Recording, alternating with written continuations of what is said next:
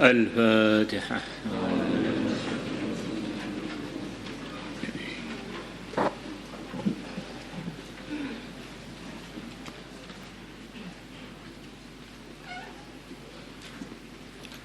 بسم الله الرحمن الرحيم. وقال تعالى, dan Allah Ta'ala telah berfirman, وَالَّذِينَ هُمْ لِفُرُوجِهِمْ حَافِظُونَ, dan orang-orang yang mereka kepada kemaluan-kemaluan mereka hafizun, mereka menjaga. Ini ayat nomor 5 dari surat Al-Mu'minun, menerangkan orang-orang iman yang sempurna imannya, di antara sifat-sifat mereka adalah menjaga kemaluannya.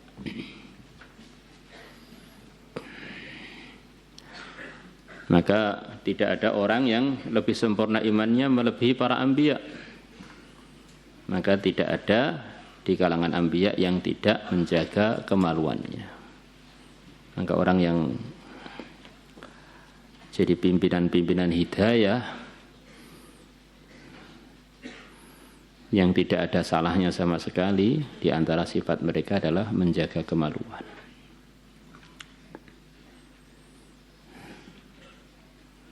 Sempurna nur hidayahnya.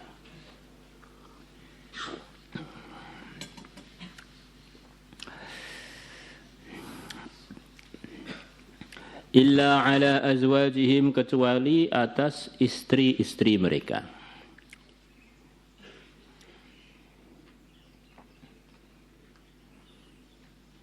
Ya, kalau perempuan bagaimana ya? Kecuali pada suami-suami mereka. Ya, agama itu tidak melarang sesuatu apapun, mesti ada solusinya. Manusia diberi pilihan, kamu milih solusi yang diridhai oleh Allah atau kamu mengikuti nafsu kamu. Kalau ikut solusi yang diridhai oleh Allah, dapat ridhonya Allah, pahala, dan sebagian solusi itu juga nikmatnya sejanding, bahkan di atasnya larangan-larangan itu. Orang tuh berzina sepertinya enak, tapi enak yang mengandung risiko. Umpama dianggap enak, ketularan penyakit, muncul anak yang enggak jelas STNK-nya, BPKB-nya enggak ada, anak-anak bodong kan akhirnya, investasi bodong, merusak nama baik dia, nama baik yang dizinai, nama baik manusia kalau ada muncul dari perzinaan, mutus silaturahim, anaknya jadi bingung, ayah saya ini sopo yo, tak anggap demit kok ya aku jadi menungso.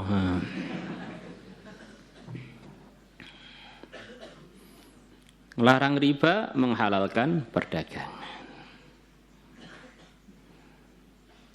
Ngelarang mandang yang tidak mahram, menghalalkan mandang pada istri, pada yang mahram.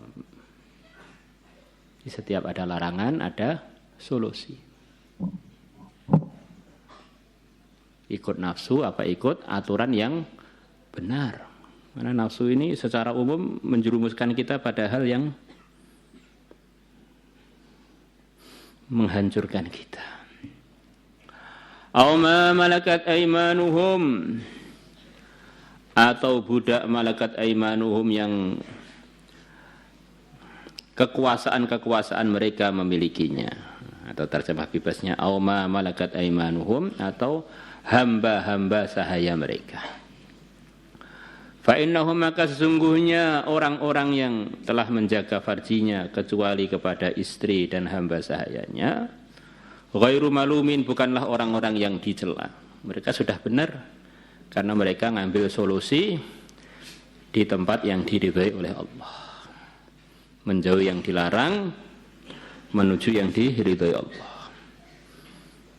Faman ibtagha wara'a dzalik, maka barang siapa mencari wara'a dzalika, yang selain itu, selain solusi yang halal berupa istri dan hamba sahaya perempuan, faulaika, maka mereka orang yang cari solusi pada yang selain yang dibenarkan, hum mereka al-adun, adalah orang-orang yang telah melampaui batas yang diridhai oleh Allah. Di setiap ada larangan ada solusi, dan solusi ada pahala, menerangkan hati, ada hidayah, jaminan surga, dan seterusnya. Orang itu kalau melanggar kemudian matinya su'ul khatimah. Jadi kalau orang taat kemudian tengah-tengah taat mati, walaupun itu ketemu istri, husnul khatimah namanya. Maka katanya sebagian ulama, kalau kamu ketemu istri, itu adalah bagian dari yang diridhai Allah. Maka malakul maut datang, nggak usah berhenti, teruskan aja. Bangun-bangun sudah masuk surga, istrinya lebih cantik. Ini seperti guyon, memang begitu itu. Kita sudah dalam kesuksesan kok. Kalau sudah dalam ridhonya Allah itu sudah dalam kesuksesan. Makan sudah sesuai dengan yang diridhai Allah, sudah dekat jalan yang benar, makan dengan halal, pakai bismillah, pakai tangan kanan. Tengah-tengah makan, malakul maut datang, enggak usah berhenti, kamu itu dalam jalan surga. Man ata'ani dakhalal jannah, dah teruskan makan. Selesai dicabut nyawa, sudah makanannya ganti yang lebih enak lagi di surga sana. Ila qawlihi, sampai firman-Nya Allah, alladzina yarithunal firdaus. Orang-orang beriman yang bersifat yang mulia-mulia tadi, diantaranya bisa menjaga kemaluannya, mereka akan mewarisi surga Firdaus. Dapat warisan surga Firdaus dari Allah, dapat pemberian surga Firdaus dari Allah. Mewarisi maksudnya mendapatkan warisan, mendapatkan pemberian.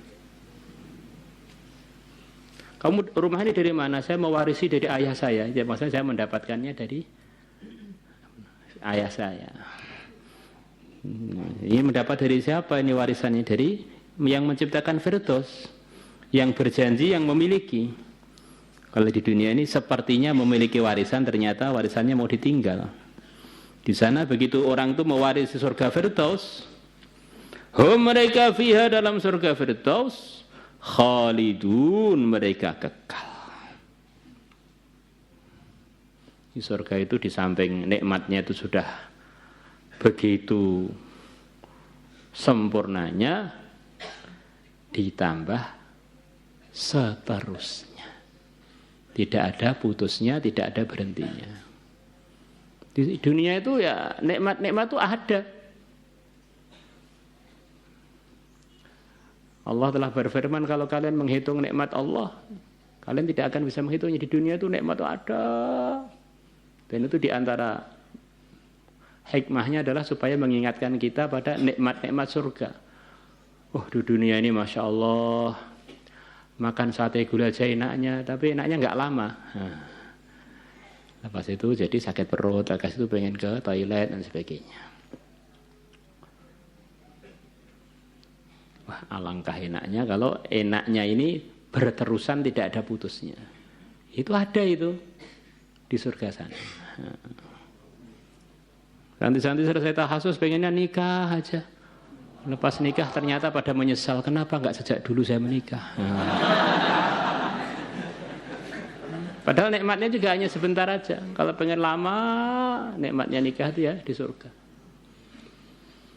Ini kenikmatan-kenikmatan dunia ini bagi orang beriman sebetulnya iming-iming dari Allah supaya kita semangat untuk mendapatkan surga. Semoga kita ditolong oleh Allah untuk itu.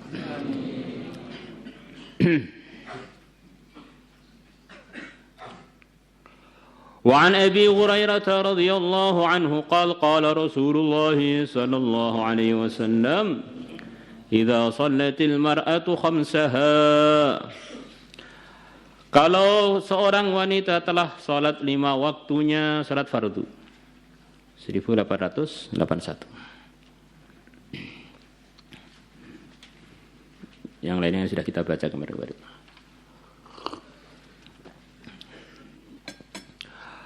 Wa hafizat farjaha, dan dia menjaga kemaluannya.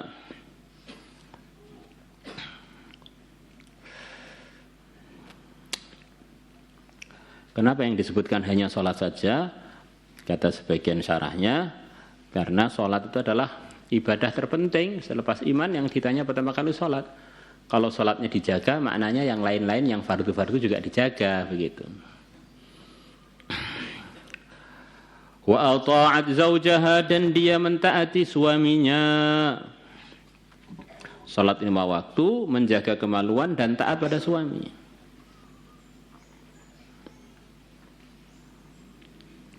Begitu pentingnya taat pada suami? Ya penting. Setiap manusia itu punya posisi masing-masing. Laki-laki punya posisi yang tidak bisa digantikan wanita. Wanita punya posisi yang tidak bisa digantikan laki-laki. Suami punya capek yang tidak bisa dilakukan wanita. Wanita juga punya mujahadah yang tidak bisa dilakukan laki-laki. Enggak ada laki-laki hamil. Laki-laki menyusui enggak ada. La ilaha illallah. Maka di dalam aturan masyarakat manusia itu diantara yang sangat penting ada yang ditaati. Di pondok ini kalau nggak ada yang ditaati ya buyar. Di kamar itu nggak ada yang ditaati buyar. Rombongan safar, rombongan kecil-kecilan nggak ada yang ditaati buyar. Nah begitu juga suami istri itu kalau nggak ada yang ditaati ya buyar. Padahal itu satu pertemuan yang begitu banyak potensi mendapatkan anugerah-anugerah khusus dari Allah yang hanya bisa didapatkan kalau ada bentuk pertemuan namanya suami dengan istri. Dari situlah jadi asbab munculnya manusia-manusia beriman. Jadi ini dalam kerjasama yang besar. Bukan mentarget kalian untuk nikah, bukan ya. Yang sudah menikah itu biar tahu keuntungannya. Ada orang seperti kita ini ngaji ngasar, hati terang benderang. Ayat hiduzi tambah terang lagi. Baca sholawat tambah sempurna lagi. Baca tasbih tahmid tahlil, wah tambah menggelora semangatnya untuk amal agama. Ini semua yang diceritakan tadi, amal-amal tadi adalah sifat yang itu tidak mungkin dilakukan kecuali kalau ada zatnya. Zatnya siapa? Ya kita ini, orang-orang beriman seperti kita ini. Lah itu asbab. Orang itu jadi asbab munculnya amal. Ini orang itu jadi asbab ramainya masjid. Pahalanya banyak enggak? Banyak banget. Orang ini jadi asbab apa itu orang-orang pesantren. Banyak enggak pahalanya kira-kira? Wah, double pahalanya. Ini jadi asbab munculnya amalan kebaikan di daerah ini. Semua kebaikan dia ini tergantung ada pelakunya apa tidak. Kalau di daerah itu enggak ada orang, bisa enggak dia mentarget orang untuk amal? Bisa enggak? Datang ke masjid atau datang kampung, kampungnya kosong, dia target, ayo dakwah, ayo ngaji, ayo itu. Kira-kira ada yang berangkat apa tidak? Enggak ada. Maka orang itu kalau jadi asbab munculnya manusia, yaitu menikah itu, dia ini seperti punya pabrik yang memproduksi zat-zat yang akan ditempeli seluruh amalan yang diwariskan Nabi kepada umat. Maka Al-Imam Syekh Abdul Wahab Asy'arani beliau mengatakan, pengalaman saya tidak ada perkara yang lebih cepat mendatangkan terangnya hati dan ilmu laduni melebihi ketemu istri. Wah, Pak jadi pengen nikah semua, jangan begitu dong. Kalian itu bagiannya bagian ngaji, bukan bagian praktek nikah. Yang praktek nikah sudah ada, hari Kamis sudah ada, yang mewakili sudah ada, kalian bagian pengen aja lah.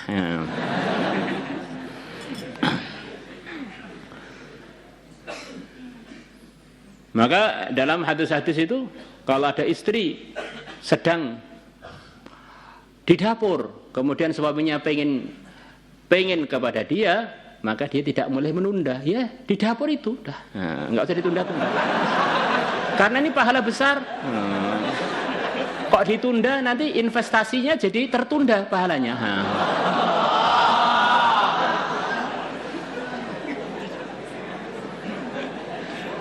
Ya kurang lebihnya begitu. La ilaha illallah. Sampai sebegitunya kurang lebih arahannya Nabi kepada wanita mengenai pentingnya kerjasama dengan suaminya, karena ini satu perkara yang besar. Tanpa ada ini dia sendiri itu nggak ada.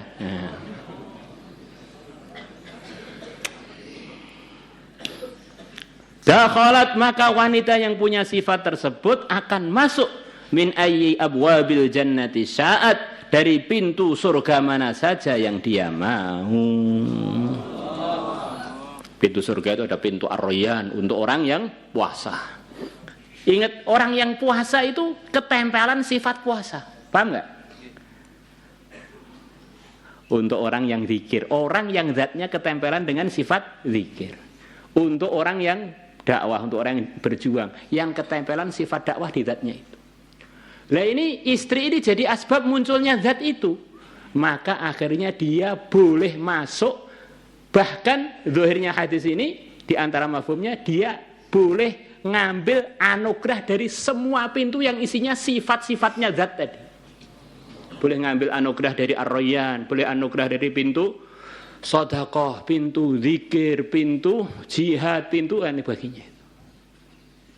Masya Allah kan? Nah, itu diantara maksudnya begitu itu. Karena itu semua zat-zat itu munculnya dari pernikahan itu, itu dari kerjasama antara suami istri itu.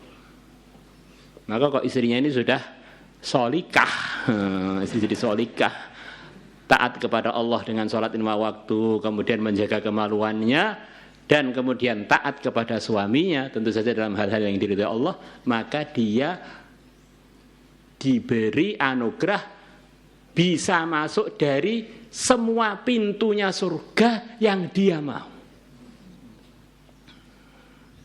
Masuk dari ar-rayyan, ngambil dari anugerah ar-rayyan. Mana dari ini anugerah ini? Boleh semua.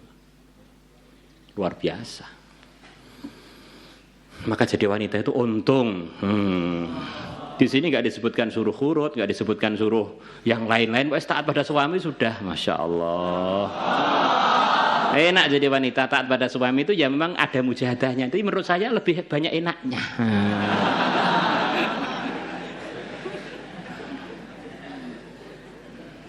Rawahu Ibnu Hibban telah meriwayatkannya.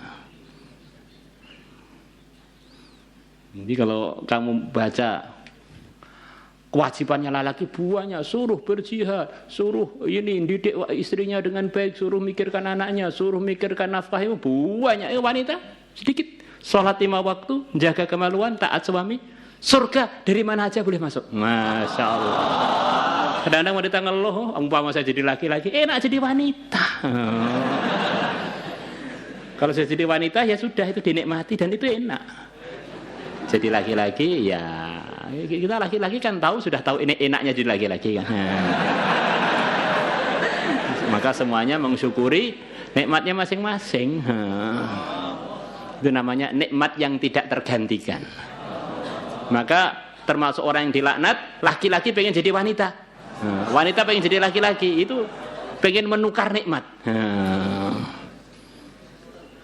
Maulaya salli wa sallim daiman abada ala